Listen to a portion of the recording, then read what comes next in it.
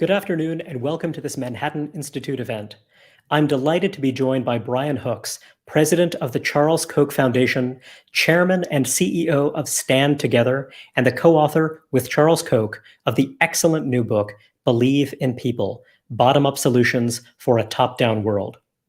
The book covers a great deal of ground, from Charles Koch's experience turning Koch Industries into one of America's largest privately held companies, to the ideas that drive his philanthropic work and political engagement, where Brian has emerged as an indispensable partner and a leading voice.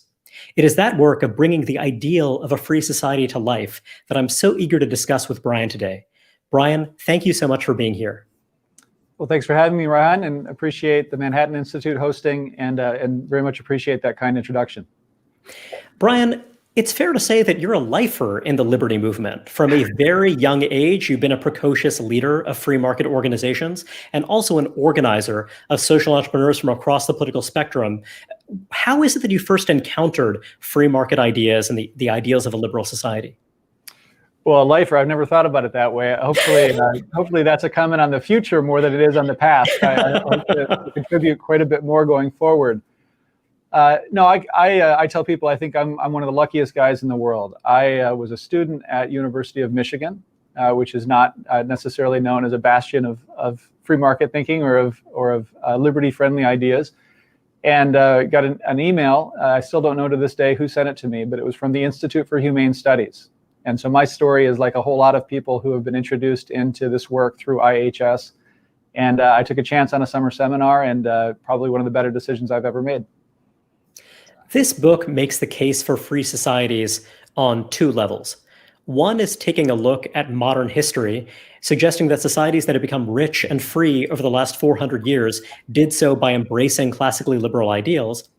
The other, though, focuses on individual satisfaction that is available to people who see themselves as the main determinant of their own life's outcomes. Now, that first part is broadly familiar to those of us in the think tank world.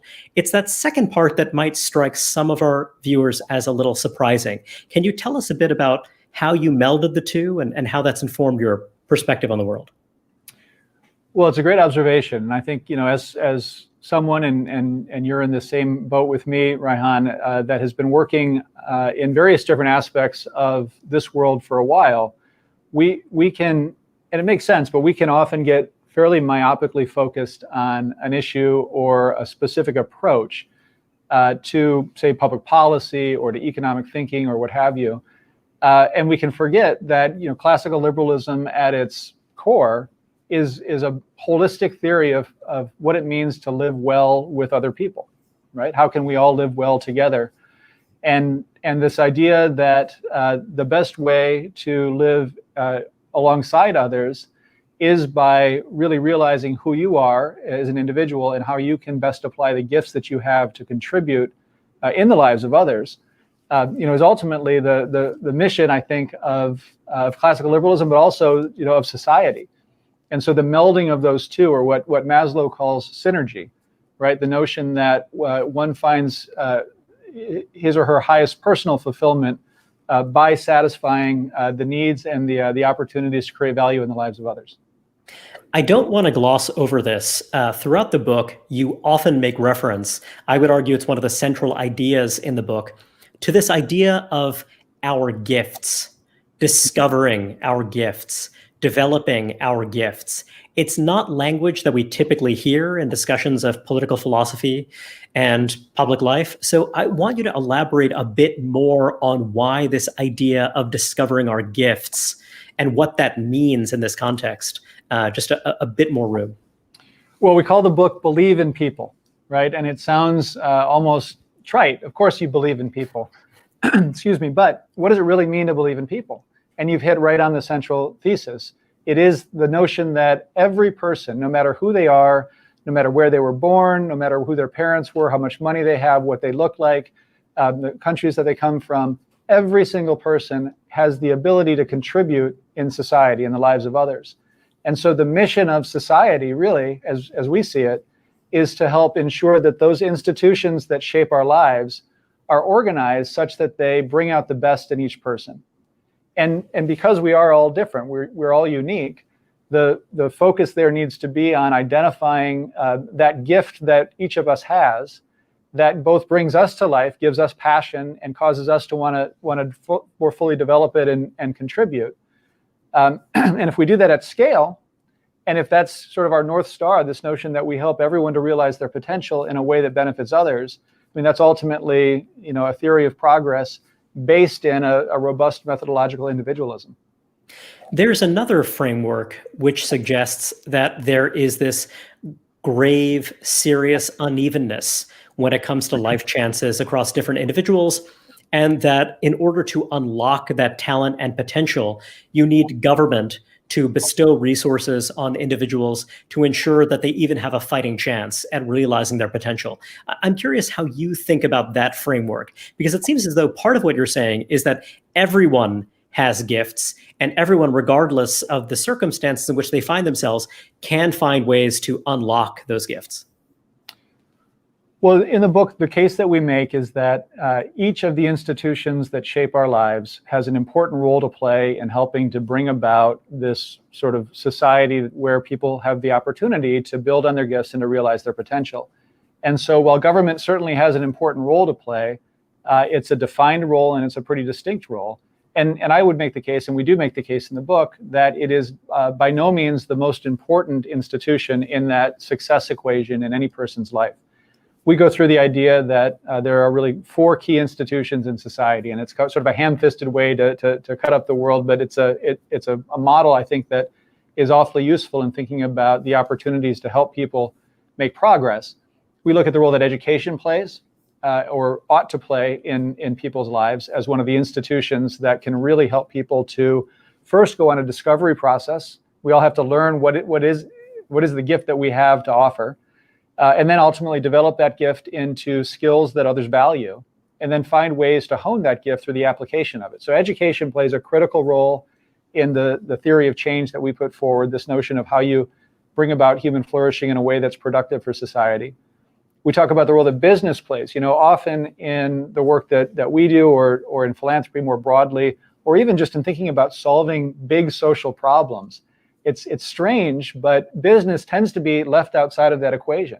It's familiar to hear this notion that, well, people need to do their business so that they can generate the wealth that can then be used to solve problems. But there's no reason that you ought to think about it that way, right? Business is a critical institution in all of our lives. Most of us spend most of our life working. And so to the extent that business is cultivating your gift through the course of being involved. Well, you'd hope so, right? But we can talk maybe a little bit more about this. That's not actually the way it works right now. We see that as a huge opportunity, again, for the institutions of society to be empowering people to come to their best way to contribute in their lives and the lives of others. Strong communities, a very classically liberal sense for how the world ought to work. Communities play an important role. We think there's a lot of work to be done there. And then, of course, government policy. But it's only in the context of that rich mix of the additional institutions that I think we can evaluate the proper role of government. So in a way, we're not just talking about the dysfunctions of a government that steps outside of its lane, that is overreaching. In a way, you're also offering a framework for how other institutions ought to be thinking about their work as well. Is that a fair characterization? Absolutely. And I think that's really the opportunity. If you think about what does it mean to have a full-throated defense or more affirmative advocacy for the ideas of a free and open society? For a lot of us, and appropriately so, it's important to focus on the role of government. But if we do that in the absence of really an understanding of the contribution that the voluntary sector makes, we miss a real opportunity to demonstrate the creative power of these ideas. And that creation tends to come from the voluntary sector, from those institutions that are not government. How do you understand the relationship between these different institutions? I suppose one way to think about it is that you might have some institutions that lose sight of their central purpose and therefore are crowding out activity in other institutions that in turn leads those institutions to become enervated, to kind of lose some of their motive force. Is that how I ought to think about it? That the kind of the metastacism in kind of one domain leads to atrophy in another, or is there something more to it than that? No, I think that makes a lot of sense to me. I mean, I think all of the institutions that we describe in this book, education, communities, business, and government, and the role that they play in empowering people, their relationship is, they're interrelated. And so to the extent that you have the institutions, firing on all cylinders, kind of operating within their appropriate lane, in other words, the ideal, which of course we'll never achieve, but we ought to shoot for, then you'd have them reinforcing each other. But to the extent, as you suggest, that some are out of whack, right, and one is encroaching on the other, for example, we ought not to expect that they'll perform very well. And you see this, kind of throughout our society today. You look at, the role of government, say, in terms of exceeding what it can effectively do, and it makes it difficult for the other institutions to keep up, to play their part. On the other hand, where you see some others of the institutions, take business, for example, falling down on the job in many ways. I'll give you a specific example. There's a Gallup survey that's done every couple of years. And the numbers fluctuate a little bit, but they all hover right around the same point for the past several years. And the question asked is, as somebody who's employed by your business, do you find fulfillment in your job? Another way to understand that is, do you feel like the role that you're in really matches the gift that you have, the skills that you have, and is putting you in a position to contribute, to find fulfillment by creating value for others? And somewhere between 60 and 70% of respondents say no. I don't find fulfillment in my job. And that's, the majority of people in this country would say that. So I would suggest in that case, the institution of business is missing the opportunity to really empower people to find that opportunity to contribute at their highest level. And to the extent that it's doing it across societies, it seems to be, our entire society misses out on quite a bit. And so when we talk about wanting to approach some of the big challenges in our country, and we bring this comprehensive approach, we've got to make sure that we're investing across these institutions so that each of them can do their part in solving some of these problems. We look at, in this example, the role of business, and we say, hey, there's a lot more that business could be doing as business to help to bring people forward. And the same could be said throughout.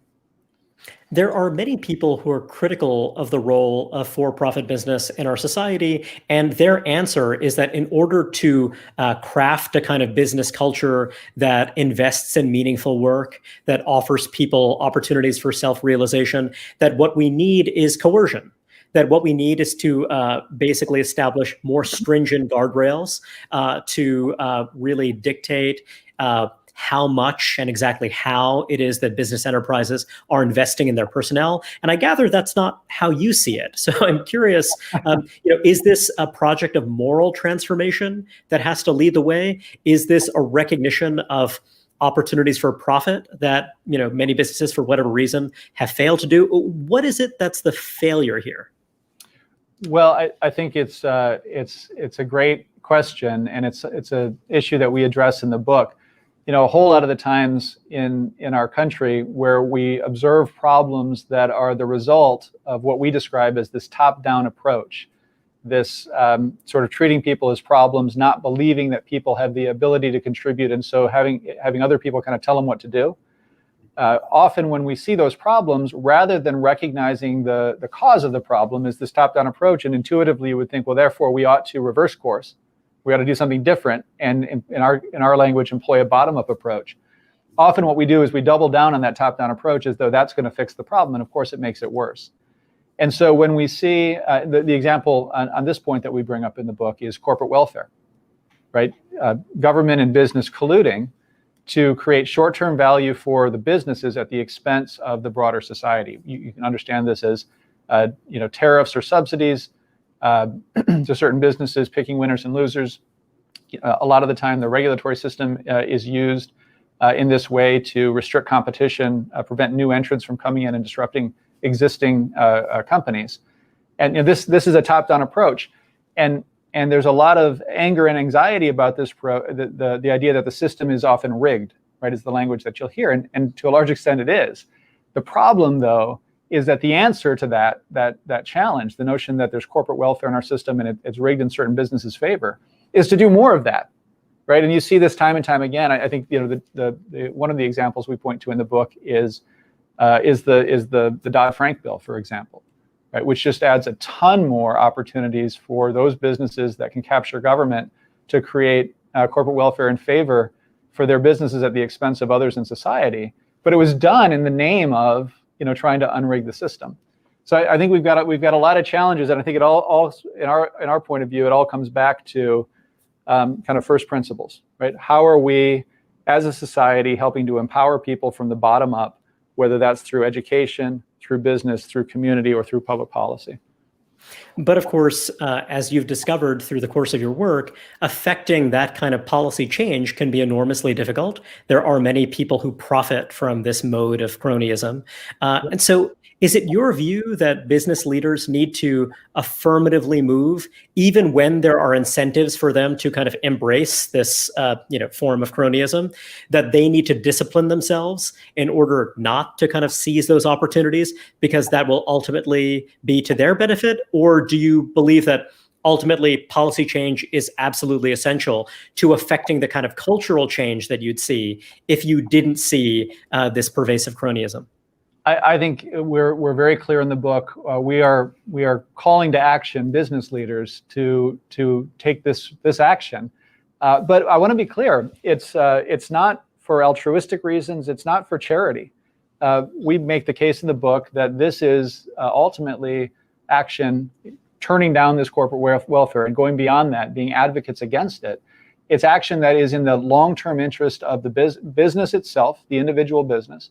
It's in the long-term interest of the business environment itself, right? You wonder why people are so against business. Well, it's because they're seeing businesses profit without creating value for others through the means of government. And so we got to cut that out if we want to have a successful business environment going forward.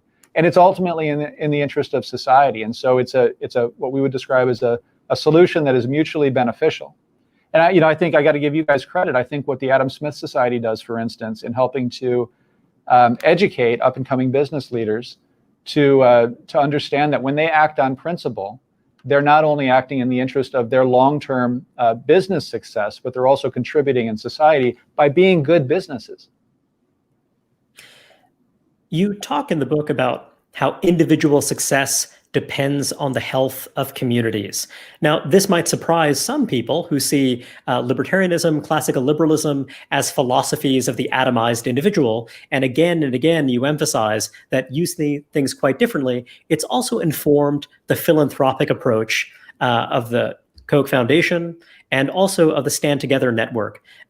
It's not so much about a single individual philanthropist, but rather a larger movement of people working together. Can you tell us a bit about your approach? Sure. Well, often we come on insights that we feel are novel, and then we realize that people discovered them hundreds of years ago and we just forgot. And I think that that's the case with this insight. You go back to Adam Smith, he understood this. The theory of moral sentiments makes it very clear. Tocqueville, right, talked about the mutual, the way that people succeed is by acting in their enlightened self-interest, or acting out of mutual advantage with each other. And so what we describe in the book is a very old insight, but one that I think is extremely relevant right now to the current conversations about how we move our society forward.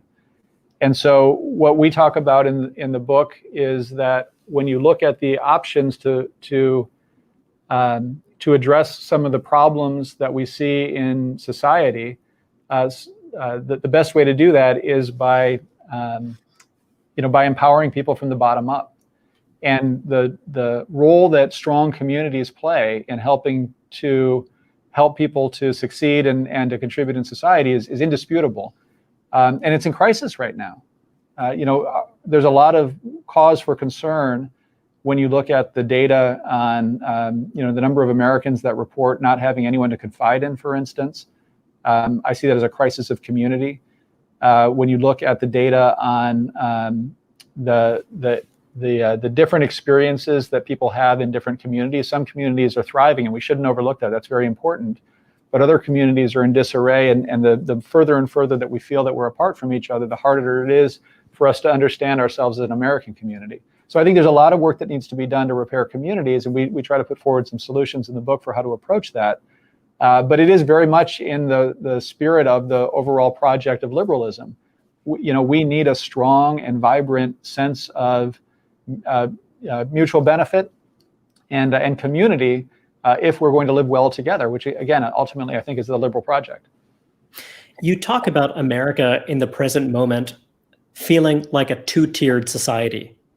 And you do talk about how there are large numbers of Americans who, live in communities that are vibrant, that are affluent, where people really feel as though they can realize their ambitions, they can share their gifts. What is it about that other part of society, the other tier of society? What is missing there? And what do you see the transformation of these core institutions doing to help unlock the potential that's there? Yeah. I think this is a lot to do with the current divisions that we're feeling in our country. I think that those divisions reflect some very, very deep challenges within these core institutions. And one way to understand that is this notion of a two-tiered society. The idea that where those institutions seem to be functioning well for people, people are realizing their potential by contributing in their communities. They're doing very, very well. And that's great. We ought to celebrate that success. But then we ought to ask the question, what is it that's preventing other communities and other parts of our country from experiencing that kind of uplift and that ability to achieve based on who you are and what you have to offer? And what we put forward in the book is it's this crisis of our foundational institutions. And so you look at an institution like education, which has always been one of the critical aspects of the American experience. You can start with nothing and you get a good education, you're able to realize opportunities. The data is abysmal. It's made even worse in the past year in the tragedy of the pandemic, but the pandemic has really just exposed some of the issues that have been there for decades. You look at fewer than 30% of students graduate high school college ready. That's a terrible statistic. That's a nationwide statistic. It's not evenly distributed across the country, obviously. But when you dig into that and you look at some of the additional disparities there, the number is about 6% when it comes to African American students. You look at the percentage of people that report having trust in government, right? If we have what did Bastiat say, for a law to be respected, it needs to be respectable. We want to have a respectable government. Government has an important role to play in society. I think that number hovers around 17% right now. 17% of people have trust that the government will do the right thing. I mentioned the crisis in business, where to the extent that people come to their job not feeling fulfilled, they punch a clock, they look at the clock for the next 8 hours, and then they go home. We're wasting a ton of human potential, right? The ability for them to be entrepreneurs within the businesses that they're working in or within their own company and really kind of drive us forward. And to my mind, those are good examples of where those institutions that ought to be empowering people are falling down on the job, and that experience is not equally distributed across the country. I want to offer a very crude and oversimplified version of events and get your sense of it, get your reaction.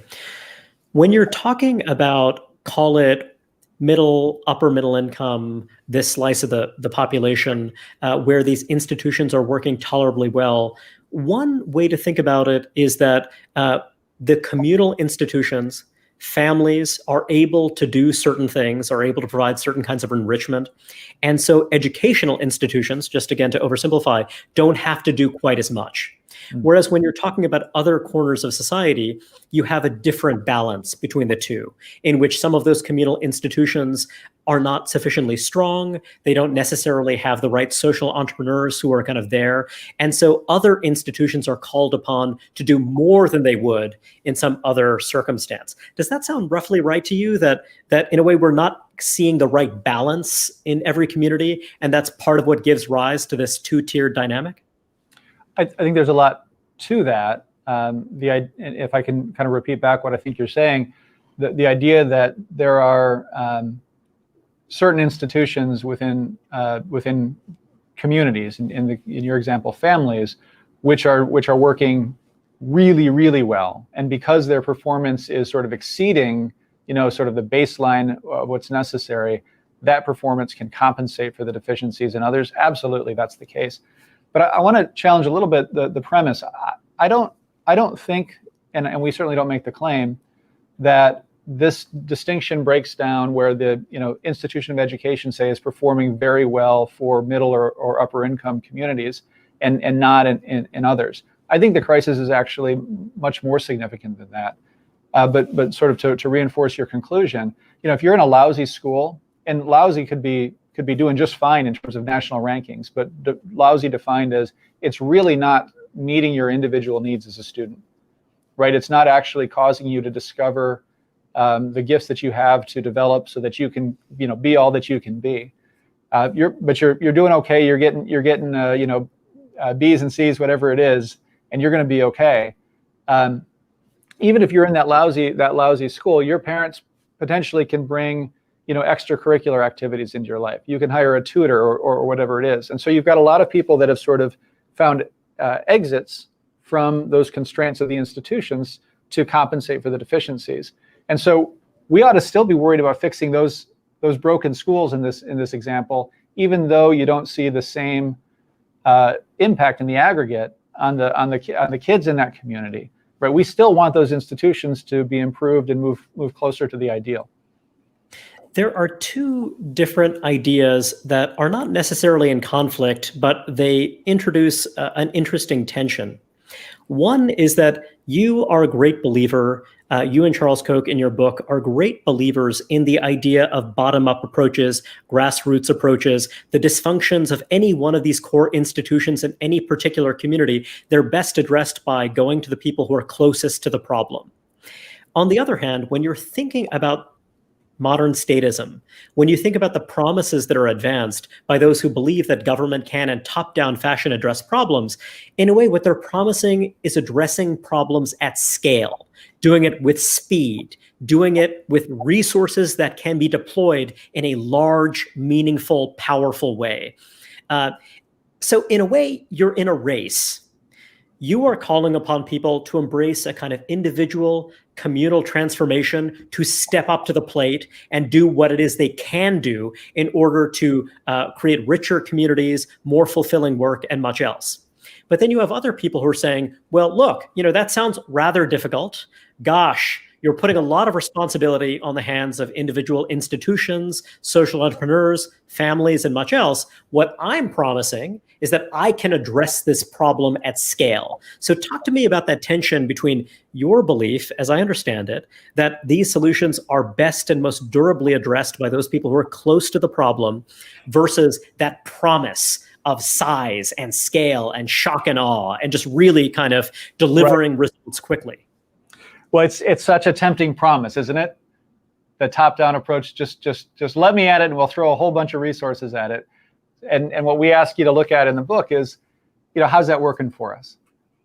And the answer is not very well. I mean, when we look at the ability of those top-down approaches to deliver on the promise, we have a lot of tragedy. And so just because it's hard doesn't mean we ought not to try to do what's right. And I think this is a great illustration. The notion that when we see big problems, we assume there has to be a big top-down solution. To me, this is a great illustration of the power of paradigm.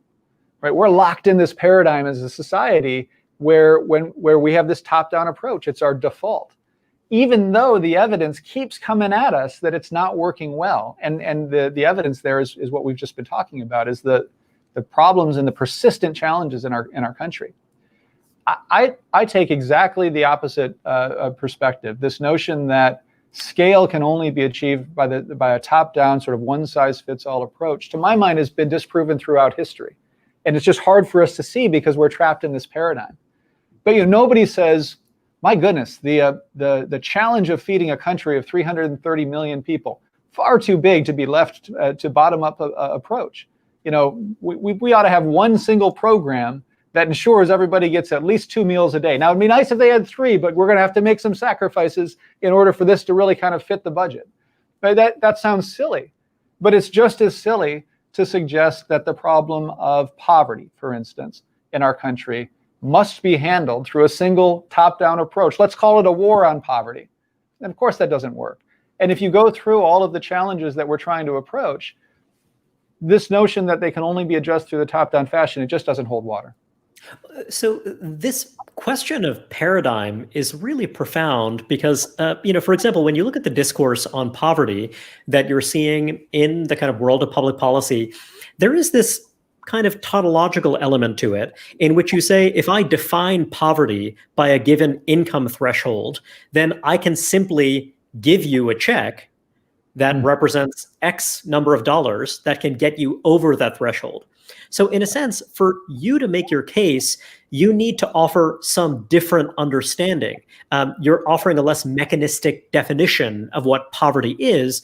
But of course, in a modern age when we're drawing on this kind of social scientific knowledge, and we're looking for tractable knowledge, we're looking for metrics, that can be kind of challenging, right? I mean, how is it that you try to wean people off of thinking in these, more straightforward, more tractable terms that your household income is the story, as opposed to this other richer, more complex story in which you're getting at the intuition. You're getting at what it is we care about when we talk about caring about poverty, rather than this kind of crude metric. Yeah, look, I think this we could talk for a while on this point. I think it's an important piece of the equation, right? One of the reasons that we can count on bottom-up solutions to feed the country is that we have information that sends signals to all of the different people who make up that ultimate supply chain, and all of a sudden we have abundance, right? And that information, in the case of that example, prices and other information, is woefully lacking in a lot of the other areas, which frankly we've left to the wrong institutions to try to solve for so long. And so those knowledge networks have atrophied. And so one of the things that would be great, I think, in terms of really empowering these bottom-up solutions to come to scale, would be to create something akin to the price system in a market. And part of that is going to be better metrics to understand what good and bad looks like in terms of helping people to overcome poverty. But even there, I mean, let's not let the perfect be the enemy of the good. We tell stories in this book about incredible groups that we work with who are demonstrating what's possible when you employ these principles. The one that we open the book with is a group called the Family Independence Initiative. And to me, these are the heroes of the free society today. These are the people that we ought to be holding up as exemplars of what happens when we believe in people. It's a small group out of Oakland, California. They've been operating for well over a decade. They work with families in poverty, and what they do is they don't tell people in poverty what to do. They bring cohorts of families together, say 3 to 5 families who are all struggling in poverty. And they say, we believe that the solution to your poverty is within yourselves, because you'll know best what's going to be fulfilling and ultimately a path to success for you. But we don't assume that you can do it on your own. Nobody can. So what you lack is what all of us who have realized some success in our life have had. You lack capital. And it's not just financial capital, though it is. It's also social capital, right? You think about all of the way that social capital helps people to succeed. And so by connecting these families, they create some social capital. They invest a relatively small amount of money, on average about $3,000 over 2 years into each of these families. And the results are off the charts, right? If a family that stays in this program with the Family Independence Initiative for 2 years, on average will increase their income by 27%. But what's most important is that they stay out of poverty, right? They double their savings. And the way that they do it is by finding the path that is most appropriate for them to make contributions in society, contributions that benefit them as well. And when you compare that rate of success, this bottom-up approach where we're believing in people and we're coming alongside people to help empower them to realize success, you compare those results to the top-down approach, say the war on poverty, where the poverty rate hasn't budged for 50, 60 years. I mean, to me, this is an open and shut case. The question then becomes, how do we inspire more people to invest in these bottom-up solutions? Because that's ultimately how we get to scale. One thing I find so fascinating about the Family Independence Initiative is this idea that it's almost as though the success is oblique. you're not necessarily explicitly setting in every instance the goal is achieving this or that metric relating to income or wealth, but that through getting people to look to one another, this idea of mutual aid and this idea of some modicum of accountability, not in a top-down fashion, but to one another, that you wind up getting these oblique benefits. But it seems that part of the idea is we are turning to you to tell us what you see as your priority. And our job is not to direct you, but rather to be helpful in some way. You've got it nailed. That's right. And this reinforces your earlier point. So what Family Independence Initiative does is it says, you tell us what your vision of success is, and then we'll share some tools with you to help you to achieve those. But they're very modest tools. And so the income effects are extraordinary, but they're the consequence, right? They're the result of the success that the families are actually experiencing in their lives in a much more fundamental way. And so that's your earlier point. If we get those two mixed up, look, income's very important, right? We don't want to pretend it's not, but it should be the scorecard, right? That shows whether or not people are contributing and finding success in their lives rather than the end all be all. One aspect of this kind of idea of mutual aid that I find fascinating is that, in a way, it's something that so many people take for granted. When you were talking about America as a two-tiered society, there is this part of American society in which people take it for granted that you have close friendships, you have extended families, and you will draw on those for, human capital, social capital, all the rest. How do you learn about new opportunities? How do you get a sense of discovering your gifts and how to cultivate and develop those gifts? And yet it does seem as though there are other corners of society where those capacities have, for whatever reason, atrophied. But another part of it is having some kind of organic connection. So when you're looking at how so many groups throughout our history have escaped poverty, it was done through mutual aid, but it was often done through an ethnic community, for example, through a religious community. And we now find ourselves in a society that is incredibly diverse, a society that is more secular than had been the case in the past. So to some extent, you're talking about partnering people who have resources with people who are lacking in the resources they need to cultivate their gifts. But then the question is, how do you make that connection when you don't have the organic connection through belonging to the same parish, through living in the same exact network? How is it that the kind of people who want to believe in people, to unlock the potential of people who are strangers to them, how is it that they connect with the people who are in these civil society deserts? Yeah, I think this is a sort of a version of the question for our times, right? So there are aspects of what has worked well in the past that we have lost through the disruption that's come with the progress that our country has made.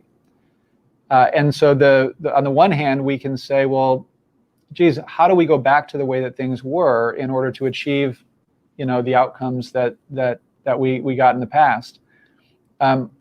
Which I think is not the right approach. I also think it's not possible, right? You can't rewind, and nor would you want to. But the real challenge is, how do we create those sort of thick social networks within the current context of our country? And here again, what we suggest in the book is that this is the role that those institutions in our society need to play. And so our argument is not, let's go back to the way that education was in the 1950s. Nobody who really understands the challenges today would want to do that, even though they created some of those side benefits that you're talking about, or they sort of created the fabric upon which we relied for some of the social capital that came up. The challenge now is, how do we make the most of the technology and the opportunities and the knowledge and the interconnectedness of our world to create and reimagine an education system that can help students to succeed in this new world? And I think you can go through each one of the institutions that way. The business is another great example of that. For most of our existence as a country, people didn't have more than one, maybe two jobs, right?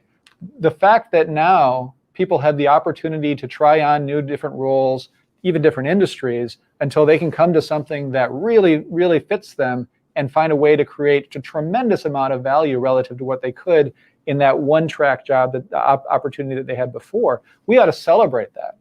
But we also have to be realistic that that means that you don't have the same, colleagues that you had 30 years ago and all of the additional benefits that come with that. So how do we recreate those benefits while capitalizing the progress that's come, with some of these changes? You yourself are a community builder. You have built a community. Charles Koch has built a community of people who have decided to give of themselves to provide meaningful resources to address some of these deep-seated social problems, and doing it by partnering with people they might not have met organically. They might not have met through their own networks, through their own extended families. Tell us a little bit about the work, the challenges involved in that work, and what has been successful. I mean, is it too silly to say that you, in a sense, are a kind of matchmaker who is kind of matching social entrepreneurs with people who kind of want to help sustain that work? Well, the core lesson that I've learned in the time that I've been doing this kind of work is that it's easy to spend most of our time focusing on those issues that divide us. And there's important issues where we have differences with a lot of different people, but those who look for common ground tend to find it. And there's a whole lot more that we have in common with just about everyone than areas where we differ. And so, Stand Together, we're a philanthropic community, right? We have several hundred business leaders, philanthropists that have come together. They all have different interests, different backgrounds, different capabilities, different priorities, but they all share a vision that when we help everyone succeed, our society does much, much better. And so to the extent that we can remove the barriers that are holding people back, then we're all going to be better off, and our country ultimately is going to make progress. And so to do that well, you've got to be able to focus on areas of common ground. And I think that the way that I read the data in the country about the divisiveness and different issues in the country is, yeah, it's there. We can't overlook it, but it's not nearly the most important thing that's going on. Right? There's a whole lot of common ground on really important issues. We've been talking a lot about education. 80% of parents are not satisfied with their students' existing schools.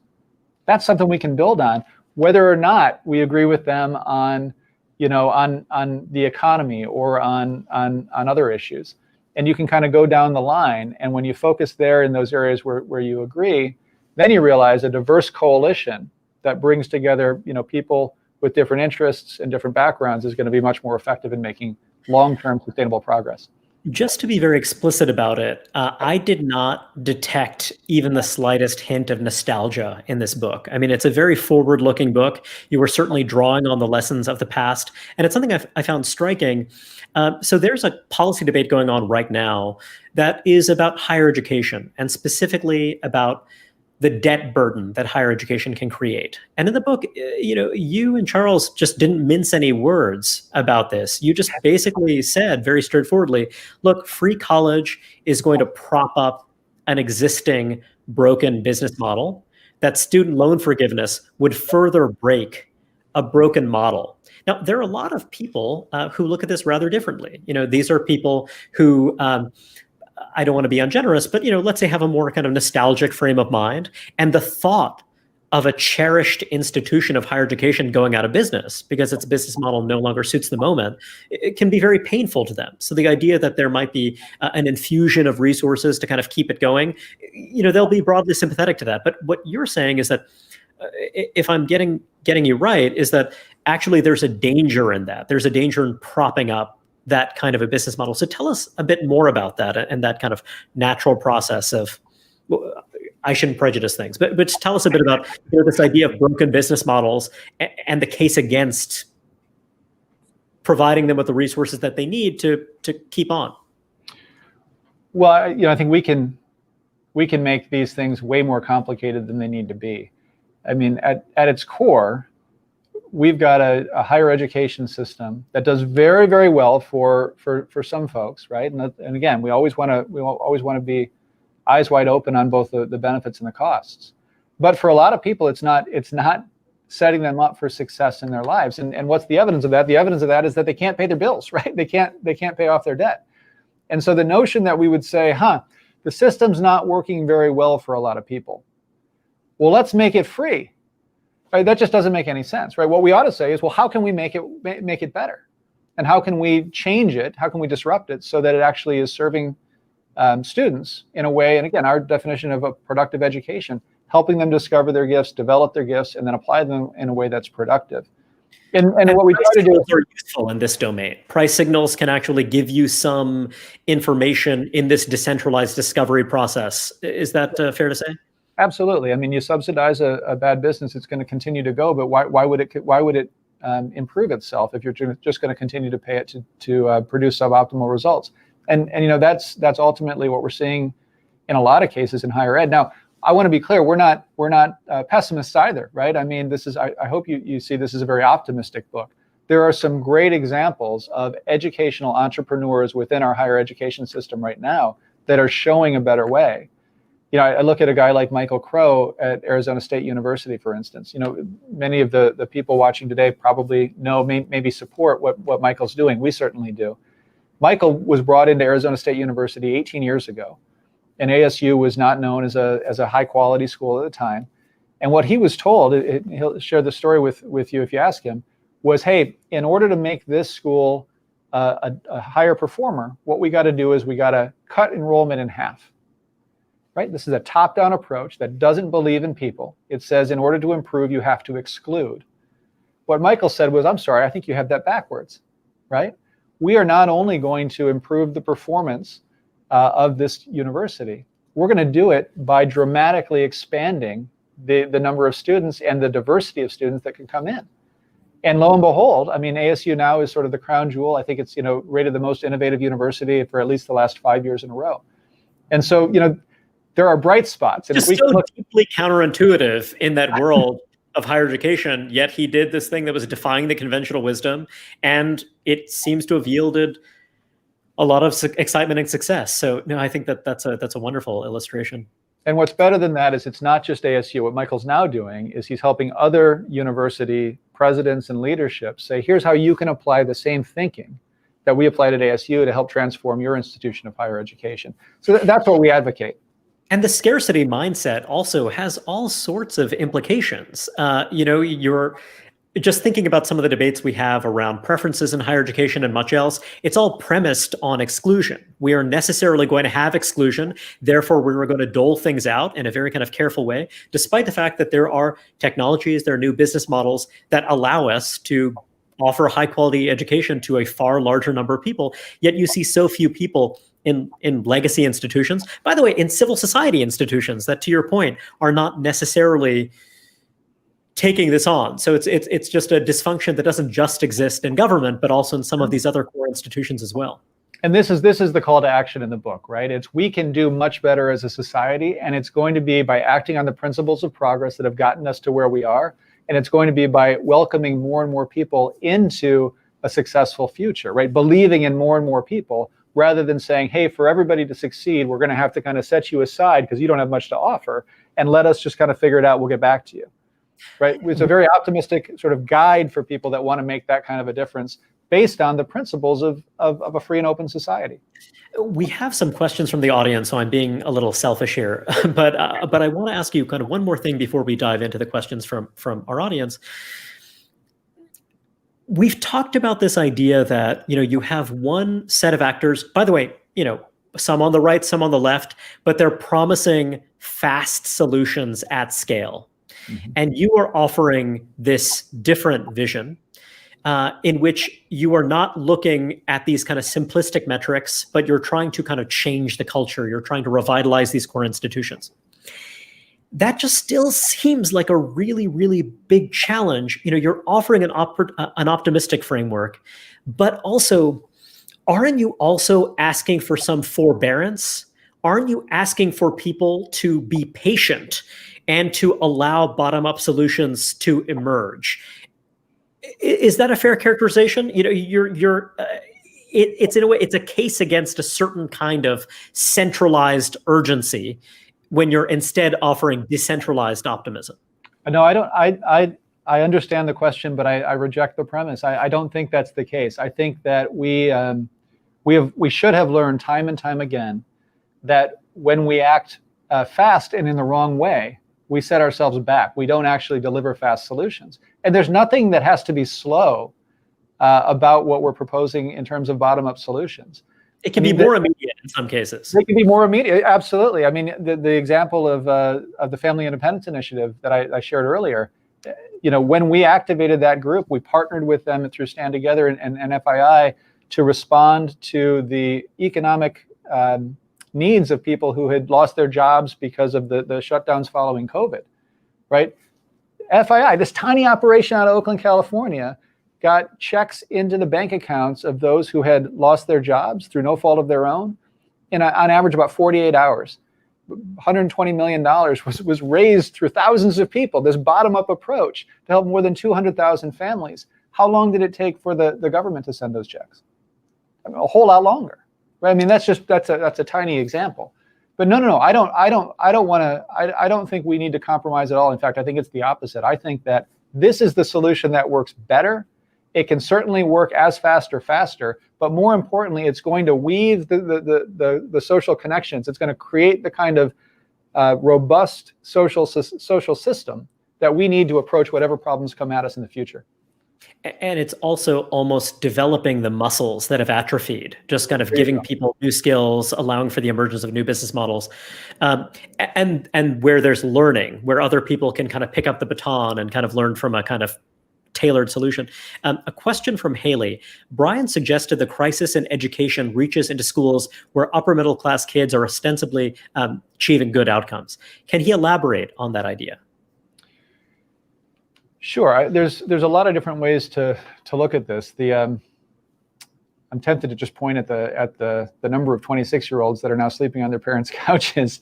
That doesn't tend to discriminate between income. There's a lot of kids that go to good schools but don't actually find their path. The way that I look at it is that you can have a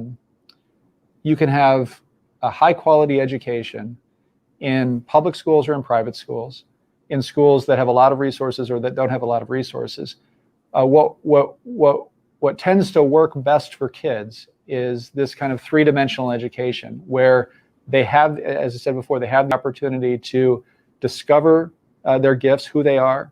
They have the opportunity to develop the skills that will develop those gifts. And then they have the opportunity to apply them, right? It's real hands-on learning. And if you have those aspects to your education, whether you're in an affluent community or a community that doesn't have a lot of resources, you will tend to do better going forward versus if you're in a very wealthy school, but they're basically just giving you a one-size-fits-all. It's going to work for those kids that one-size-fits-all just happened sort of randomly to hit on their gifts. But one of the statistics that's been compelling to me here is that about 70% of fifth graders report that they're engaged in their studies. And they're fifth graders, and there's some room for interpretation in that engagement. But that's honestly higher than I would have expected. But yes. Well, but by 12th grade, it's well over 70% that report that they've got absolutely no interest, not at all engaged. I mean, that seems to me to be the opposite of what education should be doing. Question from Jerry. Recently, the idea of state capacity has become popular in libertarian circles, that we should invest in government so that it can competently execute its core functions. Do you think this is an idea and issue space libertarians should be spending time on going forward? Well, I think we could have a whole lot of interesting, but maybe not the hour. We might have to bring you back to talk about this at greater length, but yes. What libertarians should be doing or not, I'm not sure. That's the. I'll leave that to others to think about. But I do think that it is a fair question to ask. There are things that we need government to do well. Administer a criminal justice system. That's the proper role of government, and it's doing a lousy job of that right now. And so do we need to invest in the capacity of government to effectively administer a criminal justice system? Absolutely.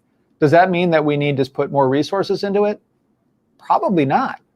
It means that we need to make a whole lot of reforms so that you can run an effective criminal justice system.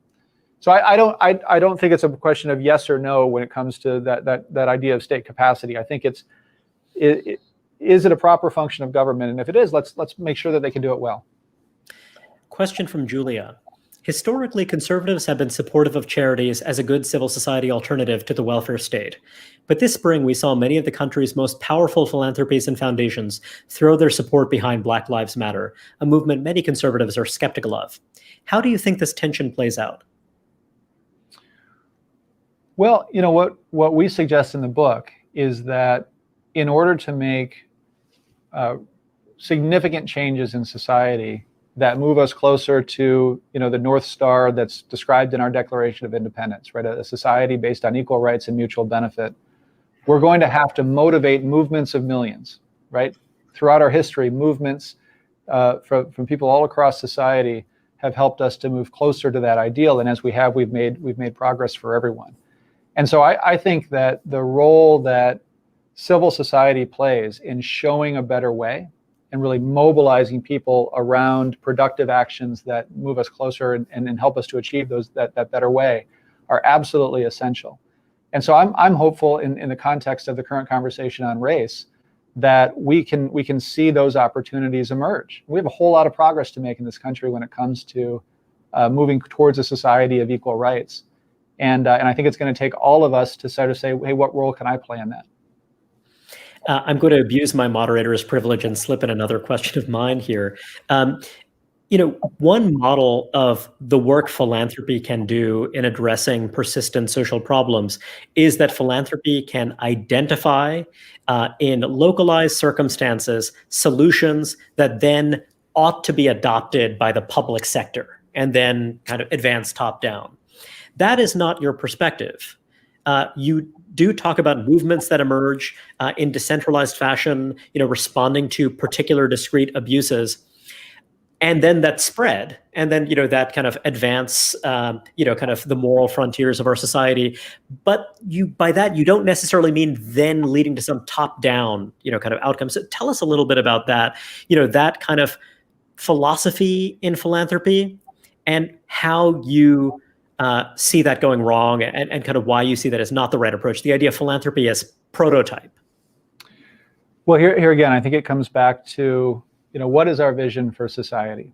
And in this book, we put forward the idea that our society, to the extent that will succeed, is one that will empower everyone to realize their potential. And so when you think about that applied to the question you're asking, it's just antithetical. I mean, the notion that we would find ways to empower people from the bottom up, we would celebrate the diversity of experiments and of approaches to help solve different problems, and then all of a sudden we would say, all right, let's cut it out. Let's choose one that we're going to really kind of invest in, and then make everybody do that. I mean, it seems like you're finding you're snatching success from you're causing defeat right in the jaws of success, or however you would say that. It's just counterintuitive. It doesn't make sense that discovery process doesn't suddenly end at a certain discrete point. That's a better way to put it. That's right. Yeah, if you believe in progress, right, then we can always do better. And the way that you discover what works is this bottom up approach. That's what we put forward in the book. One last question from the audience.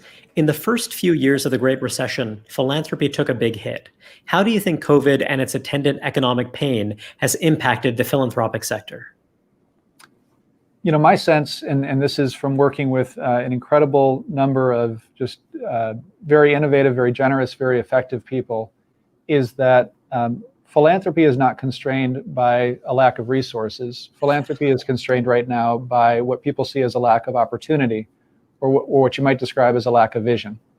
And so my sense is that to the extent that we can bring a better way to address the problems in our country, and demonstrating how philanthropy has an essential role to play in that we're going to see not only more resources, but a more vibrant, more risk-taking, more forward-leaning philanthropic sector to step up to those opportunities. Brian, there is so much more for us to talk about. This book is incredibly rich and wide-ranging. In addition to what we've discussed here, there's also a very thoughtful discussion of partisanship. There's a very thoughtful discussion of how it is you unite with anybody to do right, and much else. I hope we'll get another opportunity to talk again soon, but I just wanted to thank you again for your time. Thank you so much. This has been great fun. And thanks to all of you in the audience for joining us. Please do yourselves a favor and buy Brian and Charles Koch's new book, believe in people, bottom-up solutions for a top-down world. Brian, I hope that I'm going to be able to dragoon you once again into one of these conversations, because I know there's so much more for us to discuss. Thank you. Thank you, Raihan, and congratulations to everything that you're doing at Manhattan Institute. We're big fans. Thank you, sir.